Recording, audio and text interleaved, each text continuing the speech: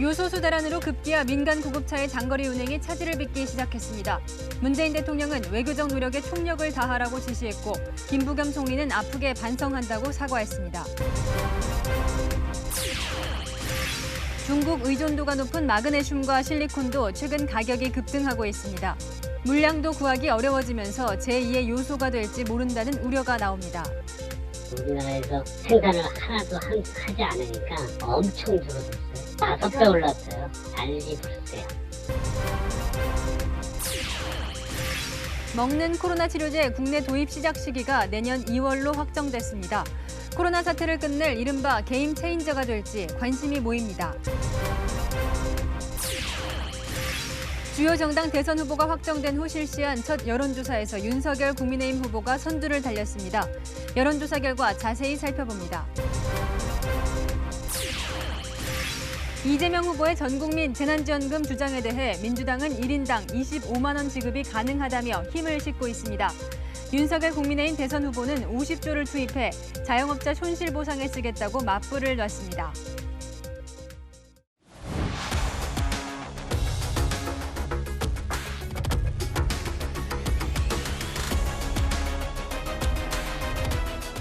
뉴스의 동정민입니다. 정부의 늑장 대응으로 시민들은 약국에 긴 줄을 서고 사재기와 사기가 판을 쳤던 이 마스크 대란 때와 딱 판박입니다.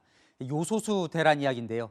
이 마스크 대란은 그나마 얼른 국내 생산을 늘려서 길게 가지는 않았지만 이 요소수 대란은 이 공급을 늘릴 대안이 마땅치가 않아서 이 겨울 내내 이어질 가능성마저 나옵니다. 문재인 대통령이 오늘 뒤늦게 가능한 모든 방법을 동원하라고 지시했습니다. 국무총리와 민주당 대표는 부족했다, 송구하다 고개를 숙였는데요. 중국이 요소수 수출 제한을 밝힌 게 지난달 11일입니다. 한 달 가까이 뭘 하다가 정부는 이제 와서 외국에 부탁도 하고 사재기도 단속하고 발등에 불이 떨어진 모습입니다. 첫 소식 장원재 기자입니다. 문재인 대통령이 요소수 부족이 문제가 된 지 열흘 만에 첫 지시를 내렸습니다. 박경미 청와대 대변인은 문 대통령이 수급 안정을 위해 가용한 모든 방법을 동원해 발빠르게 대응할 것을 주문했다고 전했습니다. 매점 매석 단속과 공공부문 여유분 활용, 해외 물량 확보를 위한 외교적 노력 등을 방안으로 제시하기도 했습니다. 늑장 지시 지적에 대해 청와대 관계자는 해외 순방에서 돌아와 첫 업무일에 지시가 나온 것이라며 내부 태스크포스 팀은 5일부터 활동 중이라고 설명했습니다. 문 대통령은 지난 5일 귀국한 뒤 동유럽 4개국의 역동성 등에 대해 국민들에게 설명하라는 지시만 내렸습니다. 정부와 여당은 뒤늦게 고개를 숙였습니다. 미리 좀 점검 아니면 짚어봤어야 되는 거 아니겠습니까? 저희들이 그 점에 부족해서 아프게 반성하겠습니다. 요소수 문제에 대해서 불편을 끼쳐드리고 걱정을 끼쳐드려서 송구스럽게 생각합니다. 정부는 오늘에서야 첫 범부처 합동 대응 회의를 열고 베트남 등에서 차량용 요소 1만 톤 수입을 협의 중이라고 밝혔습니다. 하지만 현재까지 확정된 수입 물량은 베트남산 차량용 요소 200톤과 호주산 요소수 2만 7천 리터가 전부입니다. 국내 하루 사용량 정도에 불과해 국민들의 불편은 상당 기간 계속될 것으로 보입니다. 채널A 뉴스 장원재입니다. 전국에서 요소수가 필요한 경유차가 200만 대를 넘습니다. 다급해진 운전자들, 국내 몇 안 되는 생산 공장을 직접 찾아가고 있는데요. 원료가 부족하다 보니 마냥 생산을 늘릴 수가 없어 공장도 난감한 상황입니다. 발걸음 되돌리는 화물차 기사를 보며 안타까워하는 공장 대표에겐 웃돈을 쳐주겠다는 제안이 쏟아집니다. 강경모 기자가 요소수 생산 공장을 다녀왔습니다. 택배 차량에 밤새 생산한 요소수 상자들을 조심스럽게 씻습니다. 미리 온라인으로 주문받은 전국 건설업체와 주유소, 소비자들에게 보내지는 겁니다. 하루 생산하는 물량은 10리터들이 750상자. 요소수 대란이 발생하기 전보다 7배가 넘게 늘면서 밤샘 작업을 해도 물량을 대기 힘들 정도입니다. 요소수의 원재료인 요소를 30톤가량 일찌감치 확보한 덕분에 그나마 생산이 가능했습니다. 온라인 주문량 때문에 현장 판매는 아예 포기했습니다. 다들 도와드리고 싶고 개개인마다 사정이 다 있는데 저희가 사실 제조하는 입장이기 때문에 공장이 마비가 되면 제조 생산이 점점점 딜레이가 될 수밖에 없거든요. 요소수를 사러 공장을 찾아온 사람들은 허탈하기만 합니다. 주유소도 꽤 많이 돌아다녔는데 다 없다고만 하고 하는데 그래서 여기까지 연락을 받고 오긴 왔는데 못 구하니까 깝깝하네요.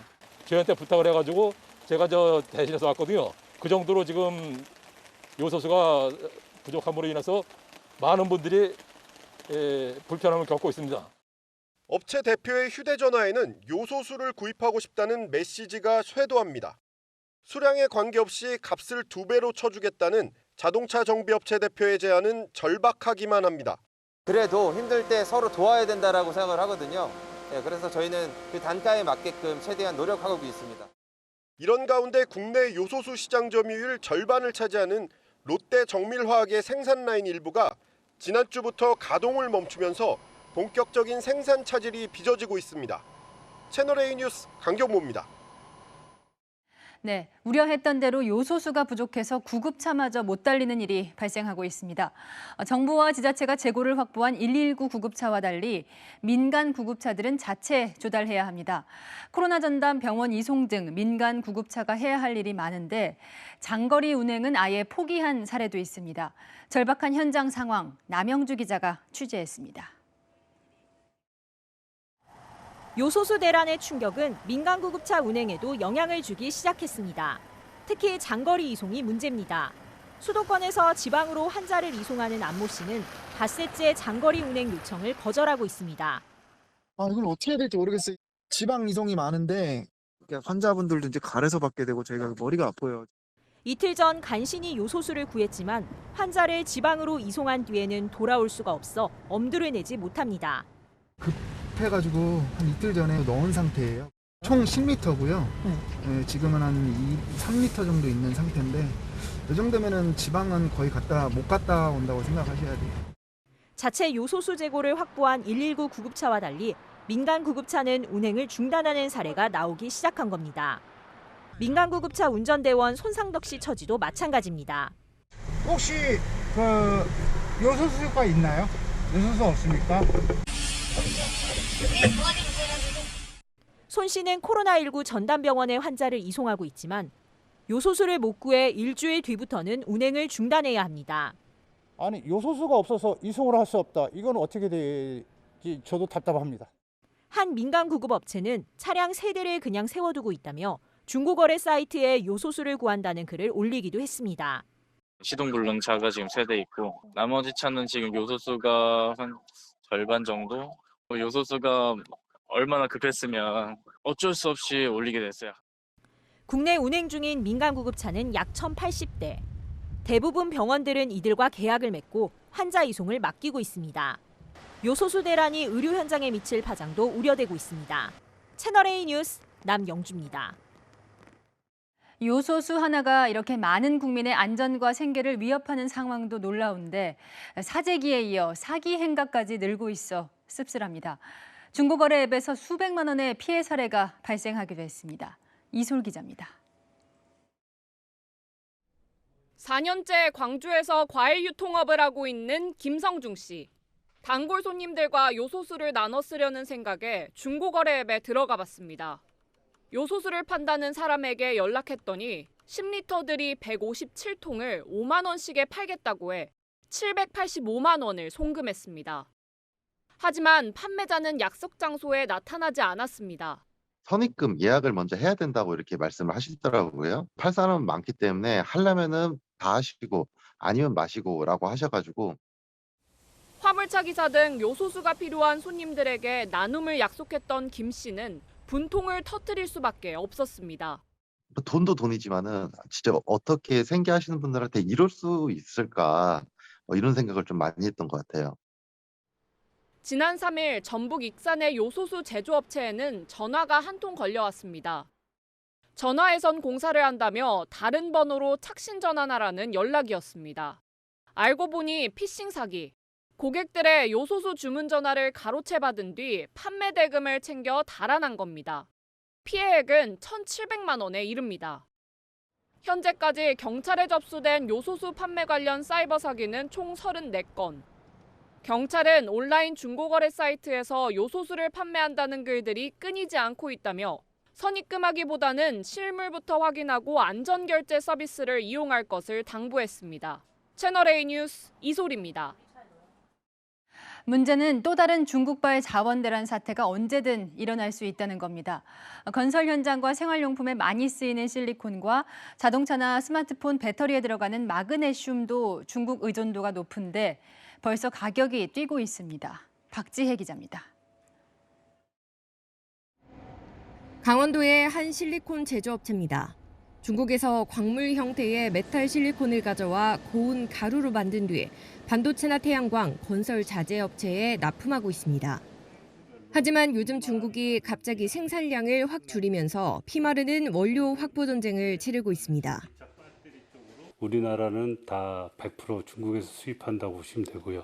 락을 걸어서 가격이 폭등을 했습니다. 그래서 폭등했는데 작년 대비 한 5배 정도로 올랐고요. 중국에서 만약에 수출을 중지시켜버리면은 저희 산업 전반이 스톱을 하니까 중국산 수입 의존도가 70%를 웃도는 마그네슘도 상황은 마찬가지.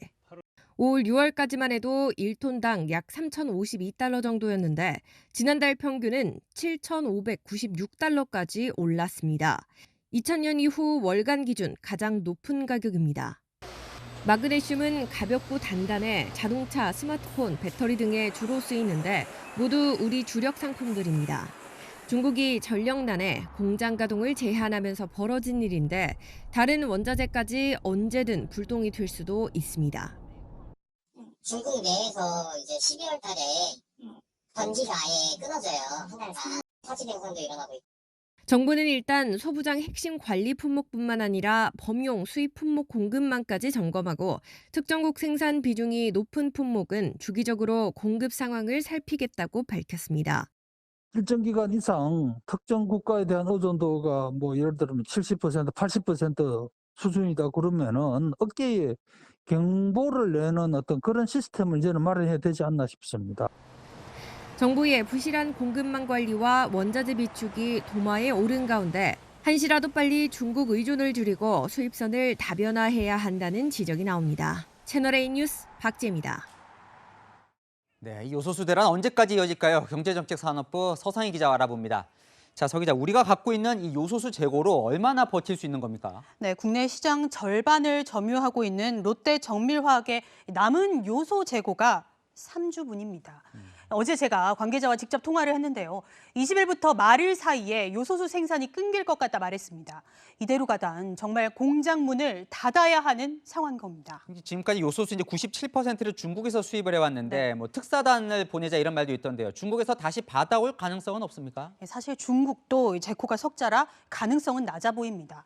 호주의 석탄 제재로 중국 내부적으로도 난방으로 뗄 석탄이 부족하고 겨울철 밀 농사를 앞두고 비료 확보를 위해 요소 수출까지 제한한 만큼 한국에 줄 물량이 없습니다. 그럼 얼른 중국 말고 다른 나라에서 이제 가져와야겠네요. 네, 그래서 롯데 정밀화학도 급하게 러시아에서 요소를 수입하기로 했는데 이 러시아에서 요소가 도착하는 게 내년 1월이고 그것도 중국 물량의 10분의 1 수준입니다. 내년 1월이라면 러시아에서 들어온다고 해도 12월이 비네요. 맞습니다. 그 공백기를 버텨야 합니다. 그래서 정부가 내놓은 대책을 한번 따져봐야 하는데 먼저 첫 번째는 455입니다.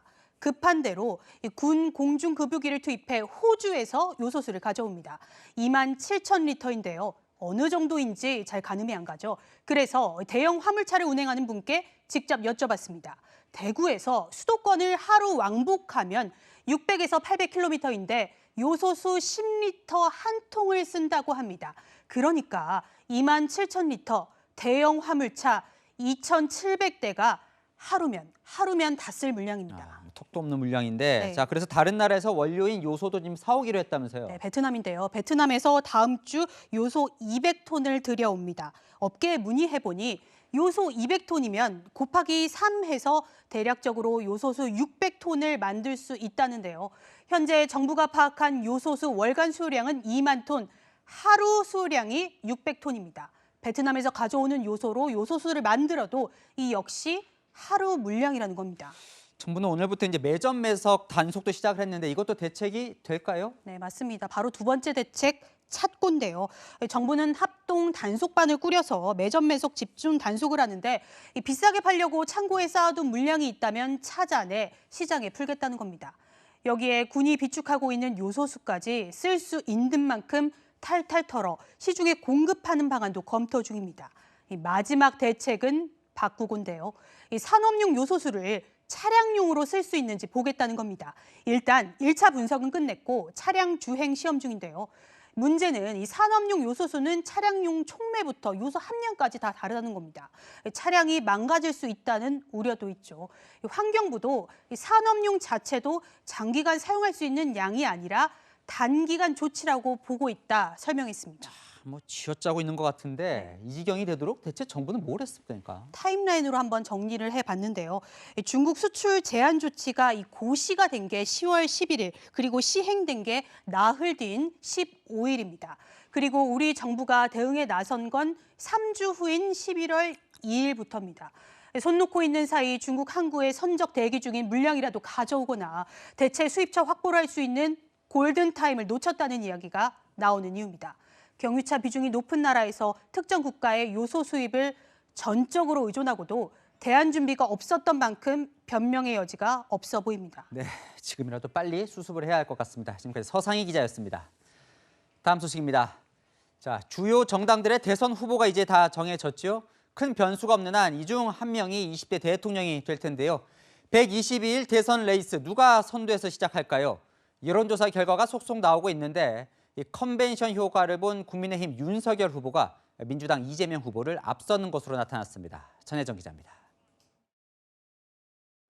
오늘 발표된 차기 대선 후보 지지율 여론조사 4개 가운데 3곳에서 윤석열 국민의힘 후보가 선두를 기록했습니다. 내년 3월 대선에서 누가 대통령에 적합한지를 물었더니 국민의힘 윤석열 후보는 43%, 더불어민주당 이재명 후보는 31.2%로 윤 후보가 10%포인트 앞섰습니다.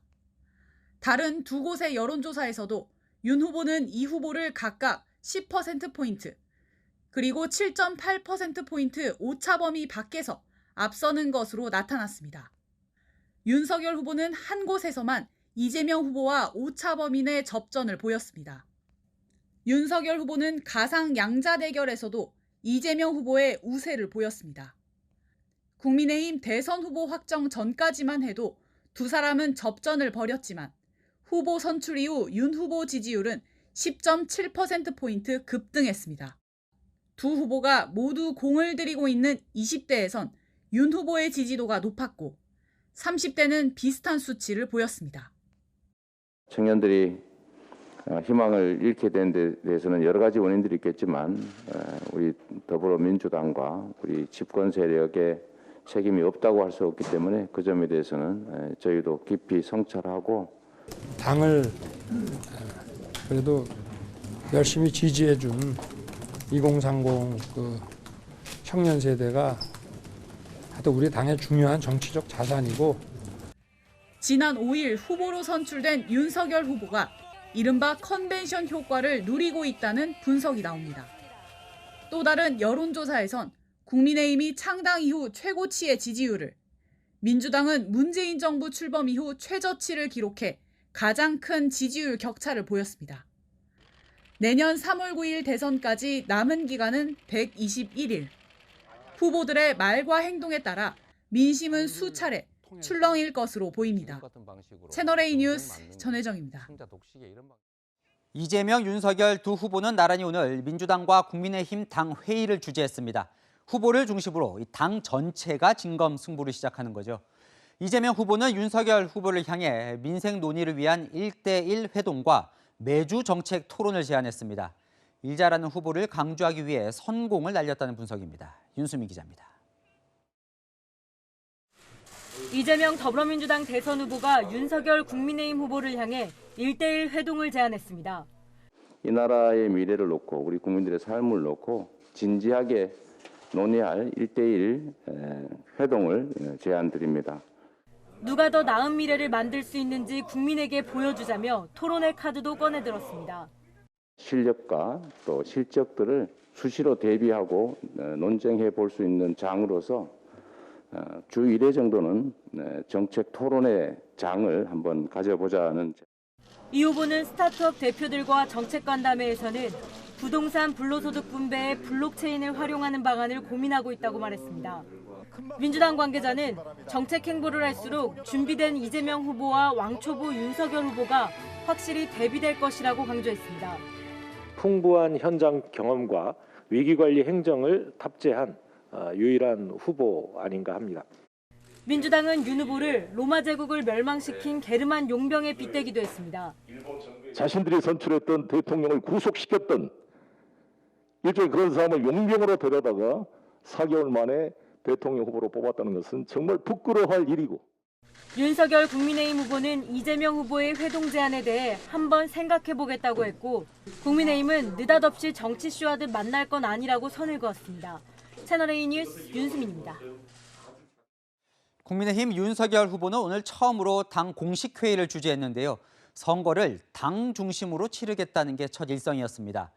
문재인 대통령의 선거팀이었던 광흥창 팀을 언급하면서 특정 캠프 중심으로 선거를 치르면 집권 후에 유사 독재로 흐를 수 있다고 경계했습니다. 안보겸 기자입니다. 입당한 지 101일 만에 윤석열 국민의힘 대선 후보가 국민의힘 중심에 섰습니다. 당 지도부와 함께 국립서울현충원을 참배한 윤 후보는 곧장 첫 최고위원회의를 주재했습니다. 회의장 가운데 앉아 선거를 당 중심으로 치르겠다고 강조했습니다. 우리 당이 중심이 되고 또 당 밖에 계신 분들에 대한 또 우리가 외연을 더 확장을 하고 우리의 그 지지 기반 또 우리의 생각을 넓힐 수 있는 그런 선거 운동이 돼야 하고. 옆자리에 앉은 이준석 대표는 대선 준비에 비책이 담긴 이른바 비단 주머니를 전달했습니다. 이런 게 한 몇 박스 되는 것 같습니다. 고맙습니다. 집에 가서 열어보십시오. 네. 윤 후보는 국민의힘 의원들과의 첫 공식 만남에서도 당 중심 선대위 구성을 약속했습니다. 국민의힘의 자랑스러운 후보 윤석열 후보가 입당하고 계십니다. 광흥창 팀이다, 뭐 금강 팀이다 하는 이런 소수 정예 체제의 이 대통령 선거 운동이라는 것이 결국은 집권 후에 바로 소수의 측근 인사에 의한 이 유사 독재로 늘 흐르고. 광흥창 팀은 문재인 대통령의 후보 시절, 금강 팀은 고 노무현 전 대통령의 후보 시절 핵심 참모팀을 지칭하는데 당 선대위를 소수 측근 인사로 채우지 않겠다는 취지입니다. 윤 후보는 캠프 종합지원본부장을 지낸 권성동 의원을 후보 비서실장에 임명했습니다. 김종인 전 국민의힘 비대위원장은 조만간 선대위 사령탑으로 복귀할 전망입니다. 채널A 뉴스 안보겸입니다. 네, 대진표가 정해지니 이제 본격적인 정책 경쟁도 시작됐습니다. 여러분은 같은 재원이라면 5천만 전 국민에게 25만 원씩 주는 안과 이 지원이 꼭 필요한 25만 명에게 5천만 원씩 주는 안 중 어떤 안에 찬성하십니까? 전 국민에게 재난지원금을 주자는 이재명 후보와 자영업자들에게 코로나 손실 전액을 한꺼번에 보상해 주자는 윤석열 후보가 첨예하게 맞붙었습니다. 송찬욱 기자입니다. 이재명 민주당 후보가 주장한 전 국민 추가 재난지원금 지급안은 민주당의 지원으로 속도를 내기 시작했습니다. 10에서 15조 정도라고 한다면 전 국민한테 가능한 금액은 20만 원에서 25만 원 정도 가능하지 않을까. 민주당은 내년도 예산에 반영하거나 대선 전후 추경을 통해 관련 재원을 마련하겠다는 구상입니다. 반면 윤석열 국민의힘 대선 후보는 자영업자 전액 손실 보상에 초점을 맞췄습니다. 전 국민에게 주는 것이 아니고 피해를 입은 분들한테 그 피해의 규모를 파악을 해서 거기에 맞춤형으로 해드린다는 얘기죠. 네. 새 정부 출범 후 100일 동안 코로나 긴급구조 특별본부를 운영하며 세출 구조조정 등으로 50조 원을 투입하겠다는 겁니다. 정부는 두 후보의 공약에 모두 난색을 표했습니다. 올해는 뭐 추경이 있을 수도 없을 것 같고요. 여러 가지 어려울 것 같습니다. 뭐 대부분 적자 국채를 내야 되는 상황이라 저는 재정적으로 보면은 쉽지 않을 것 같습니다. 이 후보는 초과 세수 40조 원이 있다고 했지만 그 가운데 31조 원은 올해 2차 추경 재원에 반영됐고 나머지도 사용처가 정해진 걸로 알려졌습니다. 윤 후보 측이 말한 세출 구조조정 역시 적자폭을 감안하면 장담할 수 없습니다. 시민 반응은 엇갈립니다. 재난지원금이 국민한테 돌아가게 되면 그게 결국 상권에도 도움이 될 거라고 보여지거든요. 지금까지 국민들에게 준 것도 충분하다고 생각해서 소상공인들한테 더 이렇게 보상을 해주는 게 좋을 것 같다고 생각합니다. 여야 후보 모두 코로나19 극복과 경제 회복을 우선 과제로 삼는 만큼 앞으로도 치열한 공방이 예상됩니다. 채널A 뉴스 송찬욱입니다. 네거티브 공세도 시작됐습니다. 여야 후보 모두 대장동 의혹, 고발 사주 의혹에 휩싸여 있죠. 이 부분은 시민들은 어떻게 생각하고 있을까요? 최수영 기자입니다. 윤석열 국민의힘 대선 후보는 첫 회의를 주재하는 자리에서 대장동 개발 특혜 의혹에 대한 철저한 규명을 촉구했습니다. 이번 대선은 대장동 게이트의 몸통과 싸우는 소위 부패와의 전쟁입니다. 이것이 또 대장동만이 아니고 드러난 것은 빙산의 일각입니다. 그러면서 여당이 제기한 검찰의 고발 사주 의혹과 대장동 의혹에 대해 동시 특검을 하자며 이재명 민주당 후보를 압박했습니다. 국민의힘은 이재명 후보의 측근 수사를 촉구했습니다.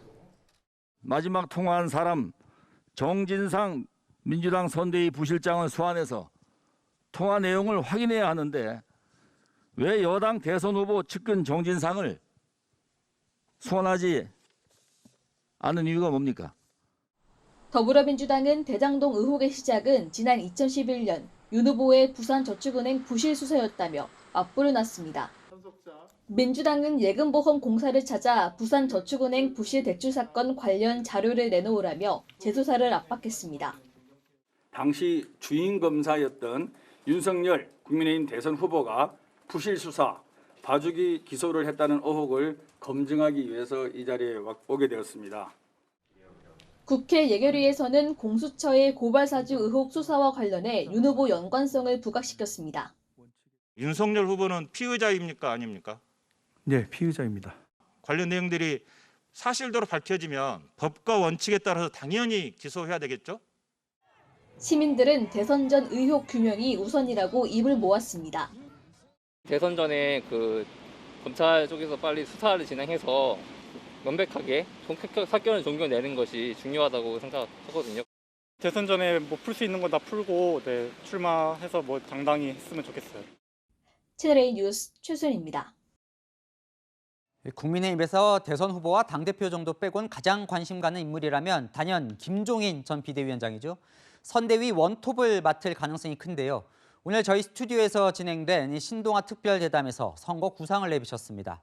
윤 후보를 향해선 캠프에 있는 자리 사냥꾼을 선별해내지 못하면 당선도 문제라고 경고도 했습니다. 정한희 기자입니다. 김종인 전 국민의힘 비상대책위원장은 윤석열 후보가 경선 여론조사에서 11%포인트 가까이 졌다는 점을 언급하며 민심을 얻으려면 선거대책위원회 구성부터 잘해야 한다고 강조했습니다. 선대위를 구성하는 인적 구성을 갖다가 어떻게 해야 할 것이냐. 네. 그다음에는 소위 대통령 후보로서의 비전을 어떻게 제시를 할 거냐. 이런 것을 제대로 해야만이 지금 일어나고 있는 재반 문제를 갖다가 흡수를 해가지고서 캠프에 모여있는 참모를 자리 사냥꾼이라고 표현하기도 했습니다. 캠프에 모이는 사람들을 가리켜서 자리 사냥꾼이라고 이렇게 얘기를 하는데 그런 사람들을 갖다가 제대로 잘 선별을 하지 못하면은 사실은 이 후보 당선에도 문제가 있을 뿐 아니라 윤석열의 선대위가 어떤 모습을 보일 것인지 제시해야 총괄 선대위원장직을 수락할지 판단할 수 있다며 새 판을 짜라고 주문한 겁니다. 2030과 중도층의 지지는 윤 후보가 국민의힘에 입당하면서 떠나간 거라고 분석한 뒤 비전을 제시하라고 조언했습니다. 2030 이 젊은 세대들의 경우에는 대한민국에서 교육 수준이 가장 높은 그런 세대들이기 때문에 저 헛소리 하면 저는 믿으려고 그러지는 않습니다. 비전을 갖다가 제시하지 않을 것 같으면 중도층이 안 움직입니다. 김 전 위원장은 이어서 진행된 채널A와의 인터뷰에서도 윤석열의 비전을 보여줄 인적 구성이 중요하다고 했습니다. 당신과 소위 민심의 소위 괴리 현상이 이번에 소위 경선 결과로 나타났기 때문에 지금과 같은 형태로다가는 본선을 이끌어가는데 그렇게 효율적이 아니라고는 판단을 갖다 내리지 않으면 안 될 거라고 내가. 경선 후유증이나 안철수, 심상정 등 군소정당 후보와의 단일화에 대해선 본선에서 결정적인 영향력이 없을 것이라 내다봤습니다. 채널A 뉴스 정한입니다.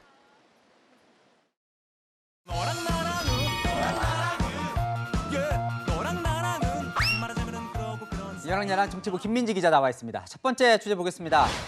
뒤끝의 주인공 누구일까요? 네, 오늘 캠프 해단식을 가진 홍준표 국민의힘 의원입니다. 뒤끝이라고 한 걸 보니까요. 이 원팀과는 거리가 좀 멀어 보였나 봅니다. 네, 근데 뒤끝의 강도가 점점 세지고 있는데요. 지난주 경선 결과 발표 직후와 비교해 보시면 체감하실 수 있을 것 같습니다. 경선 결과에 깨끗하게 승복합니다. 이번 대선이 석양의 무법자 대선처럼 보인다. 참혹한 대선이 되고 걱정이 앞서는 대선입니다. 아마 두 사람 중에 한 사람은 선거에 지면 감옥에 가야 할 겁니다. 비리 대선에는 참여하지 않는다. 아까 보면요, 홍 의원 뒤에 이 배현진 최고위원도 보이는 것 같아요. 네, 맞습니다. 배 최고위원은 윤석열 후보가 주재한 당 회의나 현충원 참배 일정에는 참석하지 않고 홍 후보 캠프 해단식에 참석했습니다. 앞서서 원팀 후유증을 겪었던 민주당으로서는 싫지 않은 상황인 것 같네요. 네, 그런 속내를 딱히 숨길 생각도 없어 보이는데요. 낙선한 홍준표 전 의원은 대놓고 대선 불참을 선언했고 아름다운 협력과는 거리가 멀어 보입니다. 자기 당 경선을 비리 경선이라고 말하는 건 거의 후춧가루를 확 뿌린 거죠. 화학적 결합은커녕 물리적 결합도 어렵겠구나. 반대로 말하면 윤석열 후보에게는 큰 숙제가 떨어진 셈이네요. 네, 윤석열 캠프 인사들이 홍 의원은 정치적 천재성이 있는 분이라고 치켜세우고 윤석열 후보가 홍 의원을 찾아뵙고 부탁드리는 게 예의라면서 자세를 낮추고는 있지만 홍 의원이 쉽게 받아줄 것 같지는 않죠. 또 당장 2030 당원들의 탈당 물결도 이어지고 있는데요. 오늘 이준석 대표는 지난 주말 수도권 선거인단에서만 1,800명이 넘는 탈당이 있었고 그중에 2030 비율이 75%가 넘는다면서 과소평가해서는 안 된다는 위기감을 드러냈습니다. 홍준표 의원의 뒤끝은 당분간 국민의힘의 화두가 될 것 같습니다. 네, 다음 주제 보겠습니다. 자, 예산 말고 대선, 내년도 예산을 논의하는 국회 예결특위 회의장이요. 대선 후보 대리전이 됐다면서요? 맞습니다. 민주당 고민정 의원은요, 장관들을 불러내서 이렇게 물었습니다. 농림부 장관께 태어날 때부터 식용계와 반려견이라는 게 따로 있습니까? 노동부 장관님께 유럽은 해고가 자유롭다라는 이 발언에 대해서는 적정하다고 보십니까? 외교부 장관께 손발로 노동하는 것은 아프리카나 하는 것이다.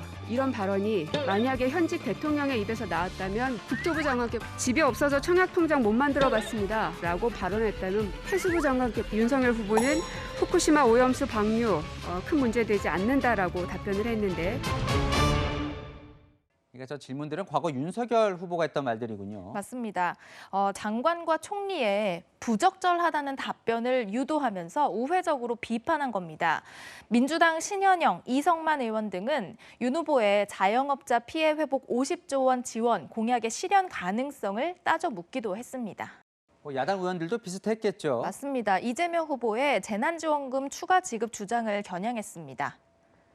갑자기 또 이재명 후보가 돈 하나 준다는데 사람들은 문재명이라고 하고 있습니다. 나라 살림이야 어떻게 되든 말든 표를 얻기 위해서 자기 재산 같으면 그렇게 하겠습니까? 국민들이 싫어해요. 그런 거 주면은 후세에 갚아야 되기 때문에 표를 살려는 행위 아닌가. 뭐라도 답변을 해야 하는 정부 관계자들은 곤란해하는 모습이었는데요. 국회의원 본연의 일인 이 정부 예산 심의, 이것만큼은 대선 후보 생각을 좀 지우고 국민에게만 집중하면 어떨까요? 이 대선 후보가 정해지면 의원들의 충성 경쟁도 벌어지기 마련인데요. 이 후보가 아닌 국민에 충성하는 의원 가려내는 것도 이 후보들의 능력 중 하나겠죠. 열랑야랑이었습니다.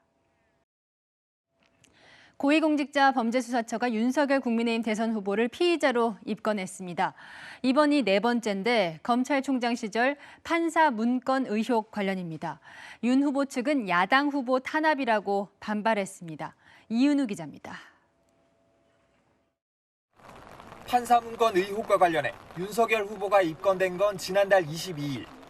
시민단체에 고발장이 접수된 지 넉 달 만에 공수처는 수사가 필요하다고 보고 윤 후보를 피의자 신분으로 전환한 겁니다.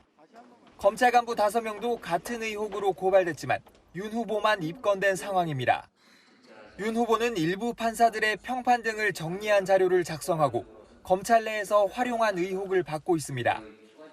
지난해 11월 추미애 당시 법무부 장관은 판사 문건 의혹을 윤 후보의 징계 사유로 들기도 했습니다. 판사들의 개인 정보 및 성향 자료를 수집하고 활용하는 등 직무상 의무를 위반하였습니다. 윤 후보는 곧바로 법원에 징계 취소 소송을 냈는데 최근 법원은 개인정보법 위반 등을 이유로 윤 후보의 취소 청구를 받아들이지 않았습니다. 윤 후보는 공수처의 조치에 대해 황당하다는 반응을 보였습니다. 공수처에서요, 판사 사찰 문건 관련해서 또 입건했는데 공수처에서 윤 후보 캠프는 공수처가 야당 후보 탄압 공작의 총대를 맨 것이라고 반발했습니다. 앞서 윤 후보는 옵티머스 펀드 사기 부실 수사 의혹 등으로 총 3차례 피의자로 입건됐고 이번이 네 번째입니다. 채널A 뉴스 이은우입니다. 대장동 의혹 수사 속보입니다. 대장동 사업 당시 성남도시개발공사의 본부장급 간부가 민간 사업자들에게 억대의 금품을 수수한 정황을 검찰이 포착한 것으로 알려졌습니다. 황무성 초대 사장에게 사표를 요구하는 녹취가 공개돼 논란이 됐던 유한기 전 개발사업본부장입니다. 박건영 기자입니다. 성남도시개발공사에서 유동규 전 기획본부장에 이어 2인자로 불렸던 유한기 전 개발사업본부장. 검찰은 대장동 사업 관련자를 조사하는 과정에서 유한기 전 본부장의 뇌물수수 의혹에 대한 진술을 확보한 걸로 전해졌습니다. 지난 2014년 남욱 변호사와 정영학 회계사가 서울의 한 호텔 주차장에서 유 전 본부장에게 2억 원을 건넸다는 취지의 진술입니다.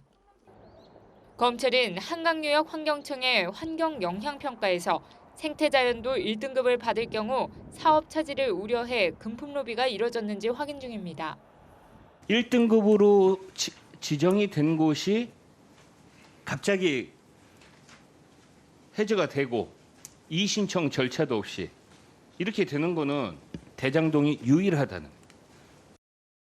유한기 전 본부장은 2015년 당시 공사 사장에게 사직을 종용한 의혹도 받는 상황입니다. 부사한 모습으로 보이지 말자고. 이 사장님 50대도 썼지 않습니까? 근데 그걸 왜 못 씁니까?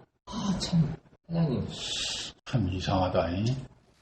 화천대유 대주주 김만배 씨와 남욱 변호사는 지난 4일 새벽 구속된 후 처음으로 검찰에 소환됐습니다.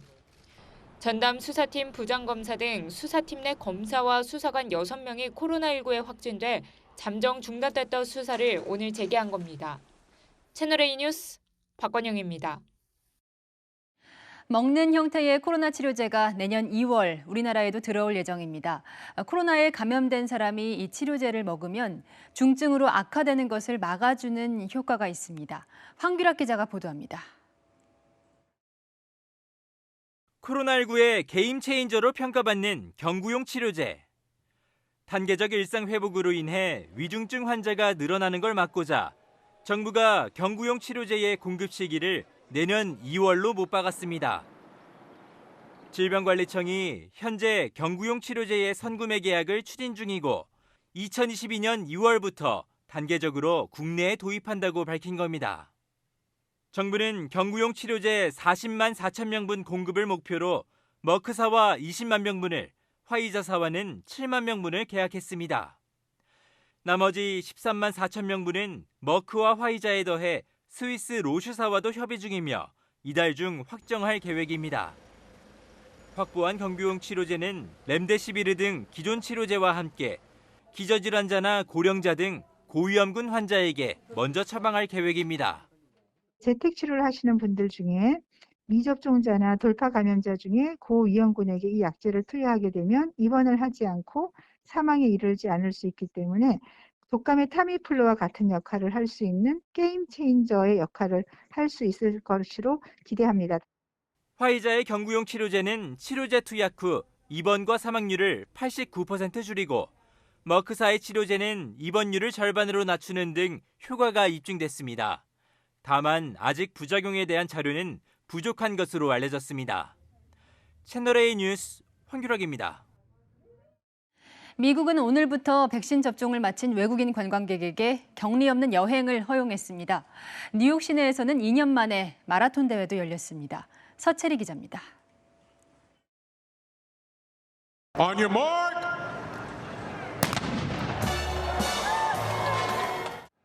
출발 신호와 함께 힘차게 선수들이 달려나가고 관중들은 환호성을 지릅니다. 세계 6대 마라톤 대회 중 하나로 꼽히는 뉴욕 마라톤이 2년 만에 열렸습니다. 결승선이 마련된 센트럴파크 주위엔 구경 나온 시민들로 가득했습니다.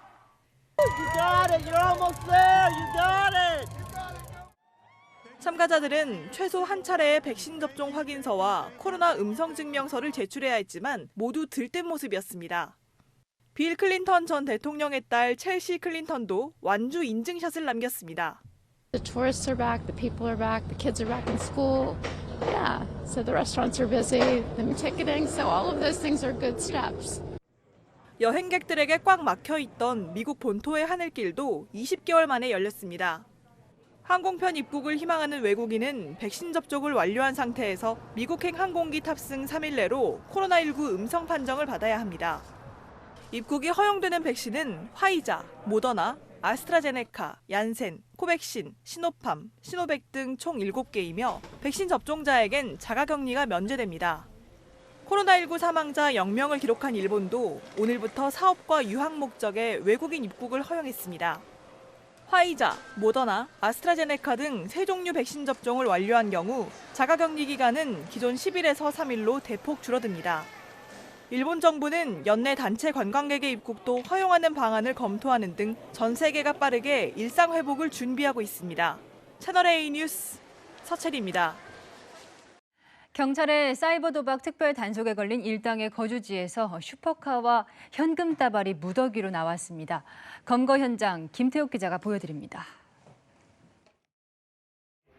방 안에 놓인 쇼핑백에는 5만 원짜리 현금 다발이 가득 차 있고 이거 하나에 5천만 원씩이지? 네. 그럼 5억이네 이거? 네. 주차장에는 수억 원대의 슈퍼카가 서 있습니다. 경찰이 불법 도박 사이트를 운영하는 일당의 아파트를 수색해 찾아낸 것들입니다. 지금 사이트 운영하는 힘에다가 체포영장이 발부됐어. 경찰은 추첨식 전자복권 결과에 베팅을 거는 방식으로 불법 도박 사이트를 운영한 조직에 총책 2명을 구속했습니다. 경찰은 이들이 주거지에 숨겨둔 현금 5억 4천여만 원을 압수하고 범죄 수익금 3억 8천만 원에 대해 추징 보전했습니다. 지난 2012년부터 올해까지 9년 동안 1조 2천억 원대의 불법 도박 사이트를 운영해온 일당도 검거됐습니다. 경찰은 해외 도피 중이던 주범 5명을 지난 3월 국내로 송환해 구속했고 베트남과 캄보디아에 도피 중인 총책 2명도 인터폴과 협조해 검거할 예정입니다. 경찰은 지난 3월부터 7개월 동안 특별 단속을 통해 사이트 이용자 등 모두 344명을 검거했습니다. 채널A 뉴스 김태욱입니다. 요소수 품귀 현상이 지속되면서 경유차의 질소사나물 저감 장치, 그러니까 SCR을 아예 제거하면 안 되느냐는 질문이 나오는데 이게 가능한지 확인해 봅니다. 결론부터 말씀드리면 시동이 안 걸려서 정상 운행이 아예 불가능할 수 있는 데다 차에 엄청난 손상을 줄 수 있습니다. 아예 잘라버리고 아무 조치도 없이 그대로 두면 출력 저하되고 배출가스가 엄청 나오고 결국은 차체에 무리가 가고 DPF 막히고 이런 손상이 있죠. 방금 언급된 DPF, 매연 저감 장치를 뜻하는데요. 2015년 이후 생산, 판매된 국산 경유차의 대부분은 질소산화물 저감 장치 SCR과 매연 저감 장치 DPF가 장착돼 있습니다. 여기서 만약 SCR을 떼버려서 더러운 배기가스가 정화되지 않으면 매연 저감 장치 필터나 배기관이 막힐 수 있습니다. 마치 하수구 머리카락이 끼어서 물이 안 내려가는 것처럼 차량 출력도 떨어집니다. 그럼 SCR을 놔두고 요소수 없이도 운행할 수 있도록 시스템만 조작하면 안 되냐는 의견도 있는데요. 뿜어주지 않고 그냥 계속 닫혀있다는 얘기잖아요. 그쪽으로 뜨거운 배기가스가 계속 지나가는데 몇 개월 사용하다 보면 SCR이 고장이 날 수 있겠죠. SCR 교체에만 국산차 기준 600만 원, 수입차 기준 1,000만 원 이상 수리비가 나올 수 있습니다. 또 SCR을 제거하거나 훼손하면 1년 이하의 징역이나 1,000만 원 이하의 벌금을 내야 합니다. 환경부는 오늘 요소수 대란에도 SCR 조작을 일시적으로라도 허용할 계획은 없다고 선을 그었습니다. 지금까지 팩트맨이었습니다.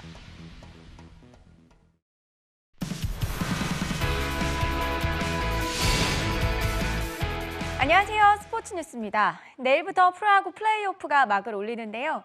특히 가을에 사연이 많았던 삼성과 두산이 6년 만에 다시 만났습니다. 강병규 기자입니다.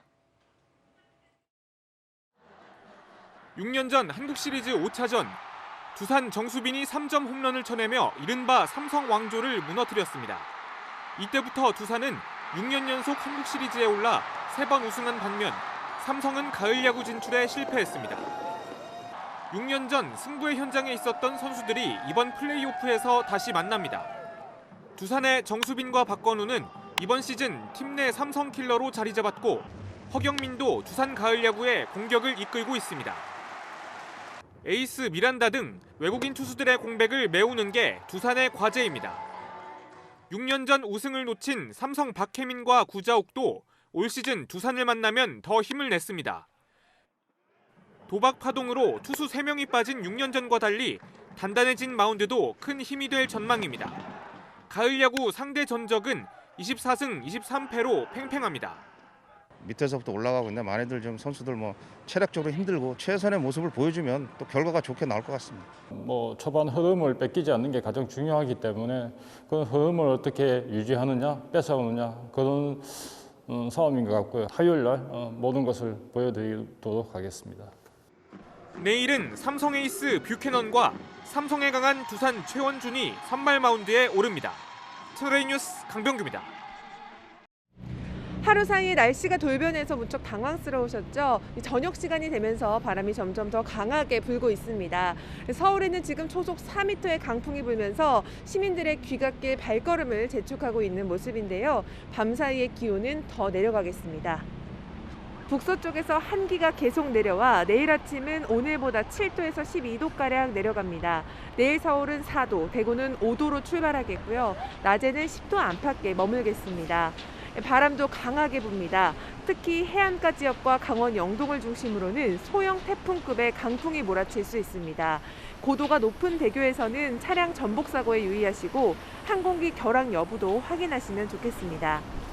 내일은 중부와 호남을 중심으로 5에서 20mm의 비가 오겠습니다. 기온이 낮은 강원 산지에는 최고 8cm의 큰 눈이 쌓일 수 있겠습니다. 이번 추위는 주 후반까지 계속되고 이후에도 싸늘한 기온은 이어지겠습니다. 당분간 보온에 특히 신경 쓰시고 야외 업무 종사자분들은 화재 사고에 더욱 주의를 기울여 주시기 바랍니다. 지금까지 채널A 뉴스 남혜정입니다. 여러분은 숫자 0 하면 무엇이 생각나십니까? 깨끗하게 텅 빈 이 장소가 생각나실 수도 있고, 뭔가를 채우기 위한 이 시작의 의미도 있고요. 0이 늘어날수록 돈은 부쩍 불지요.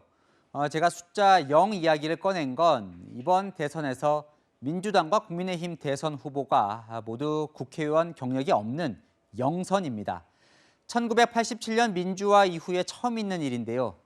0 하면 떠오르듯이 잘못된 정치 싹 비우고 또 미래를 위해 힘차게 출발해서 국민들 잘 사는 이 풍요로운 대한민국 만들 수 있다면 얼마나 좋을까요? 오늘의 한마디는 영선에 거는 기대로 하겠습니다. 오늘 뉴스 여기까지입니다. 내일도 뉴스입니다.